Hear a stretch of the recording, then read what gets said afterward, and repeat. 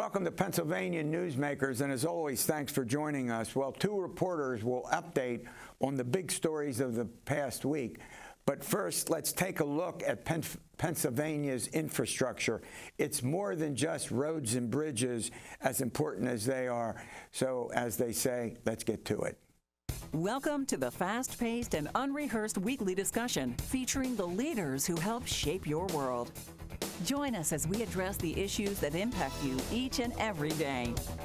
This is Pennsylvania Newsmakers. And now, here's your host, Terry Madonna. All right, as I said, we're going to talk about an extremely important subject, Pennsylvania's infrastructure. And to do that is Bob Latham. He's the Executive Vice President of the Associated Pennsylvania Constructors. As always, Bob, welcome. Thank you. Good to be with you, Terry. All right. Well, infrastructure investment is hugely important.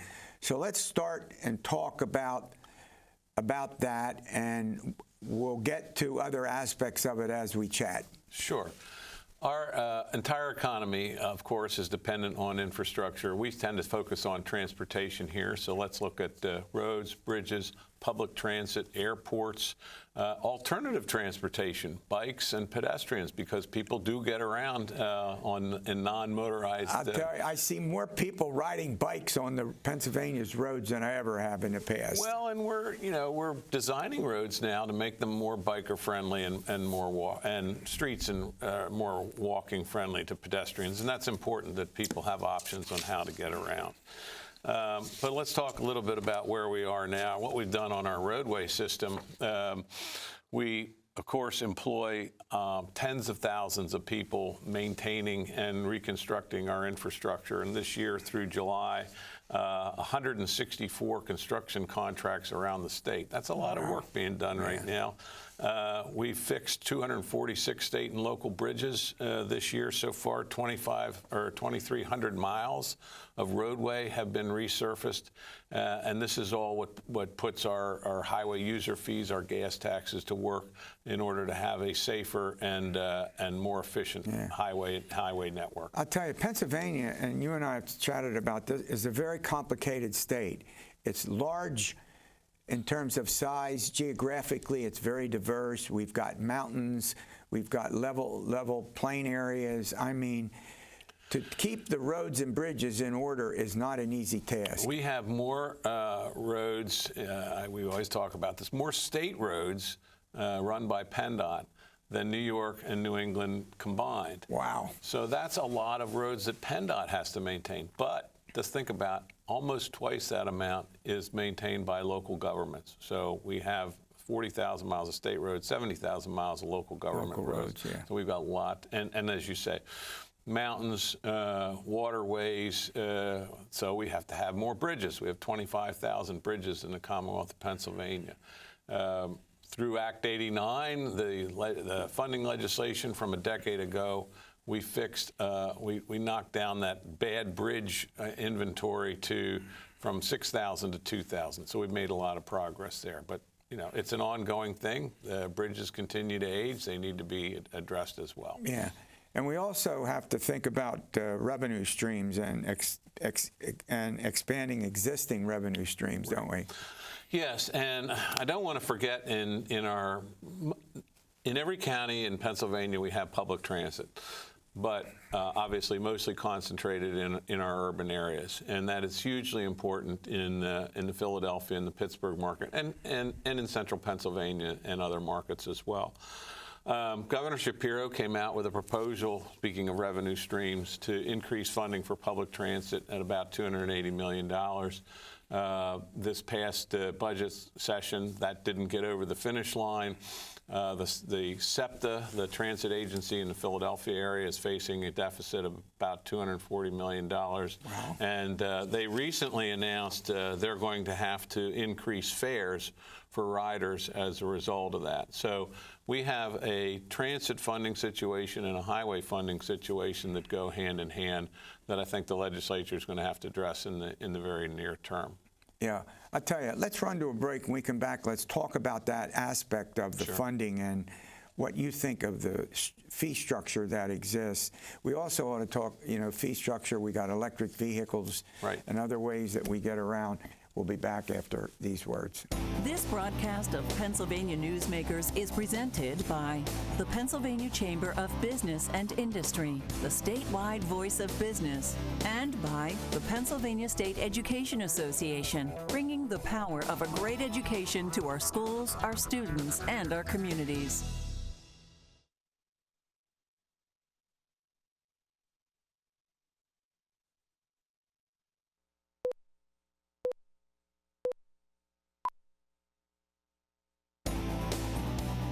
This broadcast of Pennsylvania Newsmakers is brought to you by the Pennsylvania Highway Information Association, the go-to source to learn about transportation projects and issues.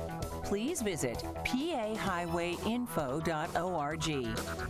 And by the Pennsylvania Manufacturers Association. Business in Pennsylvania is our business. Welcome back. I'll tell you, when we talk about our state, infrastructure investment is extremely important. Our roads and bridges and other ways in which we get around in this state are among the most important policy aspects of state government. And my guest is Bob Latham. He's the Executive Vice President of the Associated Pennsylvania Constructors. We're talking about many aspects of our infrastructure. All right, one thing I want to talk about is the state police subsidy. First of all, what is it, and it's phasing out. Let's start with what is it? Okay, so we have one of the highest gas taxes in the country. Let's start with that. And that's a policy decision that was made years ago to rely on the gas tax because the more you drive, the more gas you use. So our registration fees are relatively low. What happened was when that bill was passed, the General Assembly started to take more and more of the revenue from that gas tax, which should go to roads and bridges, and use it to subsidize the state police. At one time, we were up to $800 million a year, or an equivalent of about 11 cents per gallon of the gas tax that we pay. So over time, fortunately, that has been whittled down. And I got to give a shout out to Governor Shapiro. When he came in, he made a commitment to set up a new fund for the state police so they would not lose money. So that our state police would be fully funded, but we wouldn't be robbing Peter to pay Paul, taking from the roads in order to pay for the state police. We're now down to just $250 million. It's still a lot of money, but not nearly what it once was. So, and that step down continues and will be down to zero within 2 years, which is a huge amount of money that we'll make available for repair, maintenance, and even things like plowing snow on our state roads. So it's a very good thing. Right, and we also have electric vehicles, right? For 5 or 6 years, we've been trying to have an equitable user fee for those folks who drive all electric vehicles. And this year, we finally passed one. So a shout out to the General Assembly and, of course, Governor Shapiro for signing that bill. And now owners of electric vehicles will pay a commensurate registration fee, if you will, that will be about equivalent to what owners of gasoline and diesel-powered vehicles pay.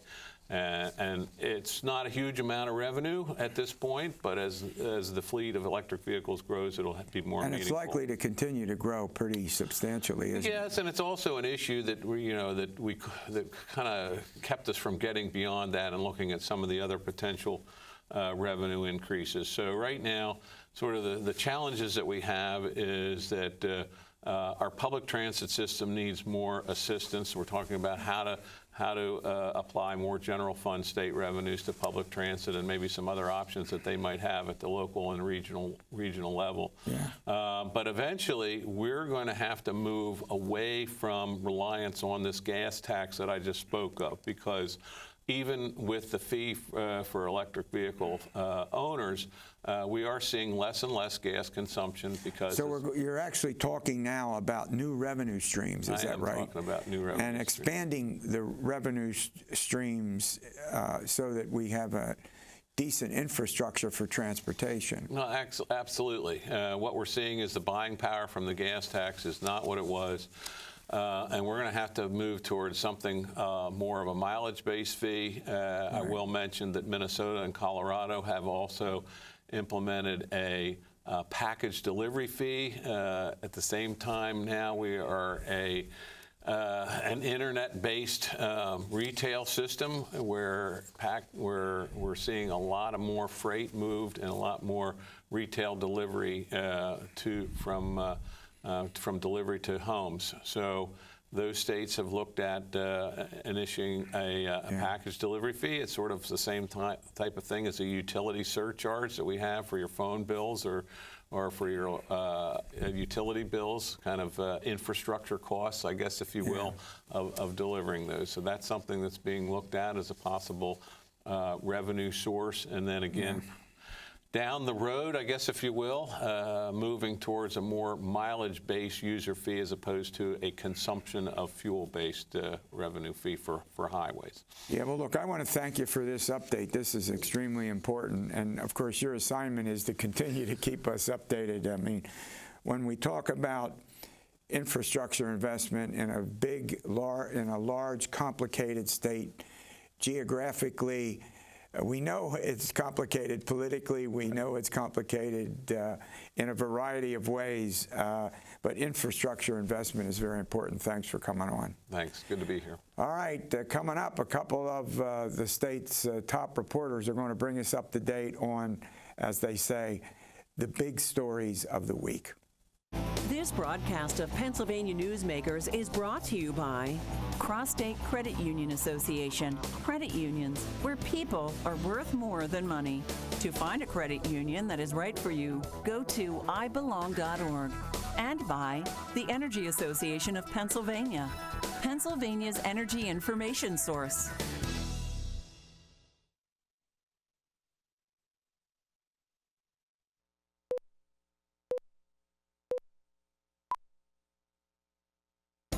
This broadcast of Pennsylvania Newsmakers is brought to you by the Association of Pennsylvania State College and University Faculties, representing the faculty and coaches who are devoted to providing quality public higher education for Pennsylvania's college students. All right, we have some hugely important stories to talk about with two journalists. Marc Levy, he's with the Associated Press, and Angela Couloumbis, she's with Spotlight PA. I tell you, almost every day there's some story about mail ballots, isn't there, Angela? There is, because they are hugely important to the outcome of elections, none more so than the presidential election coming up. There has been, just this month, there was a decision about mail ballots and from the Commonwealth Court, which said that counties can no longer toss mail ballots that don't have the accurate date or are missing a handwritten date on the front of the envelope. On the front of the envelope. And that's very important, particularly in close races, like we expect the presidential race to be. I mean, they can make or break certain elections, particularly down ballot races. And so now that decision is being appealed to the Supreme Court, the state Supreme Court, which people expect will act fairly quickly to resolve this issue, given the stakes. Well, look, Marc, they want to resolve it because we have an election, right, coming up. We do. A hugely important one. They're all important. We do, and there is a tradition, though, at least in federal courts, not to handle election cases too close to an election. So regardless of how the Supreme Court decides this, assuming they do, there will be some unhappiness from the losing side that this was perhaps dealt with so close to an election. But the bottom line is this affects thousands of ballots every election, and we've seen two presidential elections now that were decided by tens of thousands of votes. So if, we're talking on the order of 5,000 or 10,000 ballots are not thrown out because someone forgot to write the date or wrote their birth date or some other date other than the date they signed their ballot, if those ballots are counted, it'll make a difference. Yeah. So go ahead. Yeah, and I think the important thing to point out, given what Marc said, is that this has been a years-long battle by voting rights activists who have fought this issue at various courts at various levels. And yes, it is just now sort of reaching fruition, but it has been a long-fought battle. Primarily because the state legislature has not made changes to the law. There's just been a lot of politics and disagreement on that. Yeah, Right, and it is political. Republicans are against letting those ballots be counted, and most mail ballots are cast by Democrats.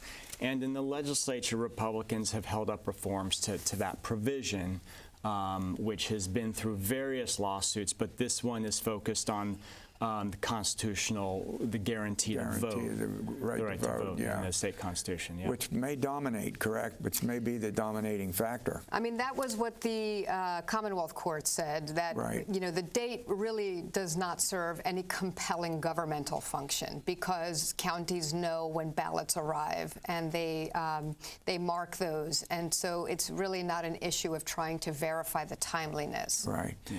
All right, well, let's run to a break, and we come back. I want to talk about the cell phone usage, and that includes, are we going back to school? I think we Yes, we are. Back to school. Back soon. This broadcast of Pennsylvania Newsmakers is brought to you by the Pennsylvania Medical Society. Inspired physicians committed to the good health of Pennsylvanians and the advancement of the practice of medicine.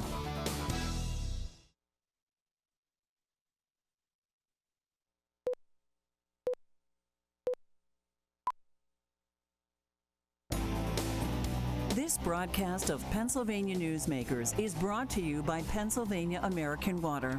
We keep life flowing across the Keystone State. Well, we're dealing with the big Pennsylvania stories that are important to all of us. My guests at the moment are Angela Couloumbis, she's with Spotlight PA, and Marc Levy with the Associated Press. Okay, we have cell phone usage in the schools. This obviously affects the children of Pennsylvania who are in our schools. It also affects their parents, too. Oh, yeah, that's good. Great point. Yeah, I think there's a lot of people talking about how their schools are getting tougher on cell phones, and this is not just a one-off thing. This is happening. It's a trend. Other states are getting tougher on cell phone use. School districts are getting tougher on cell phone use. And in Pennsylvania, there's now a grant program. So if a school wants to have a policy by which students must check in their cell phones at the beginning of the day and then get them back at the end of the day, the state will give you a grant to pay for the lock bags to hold those cell phones. To store them. To store them, right? And this is part of a trend that we're seeing, more research showing that students who do not have access to their cell phones during the day are getting better grades and reporting better mental health.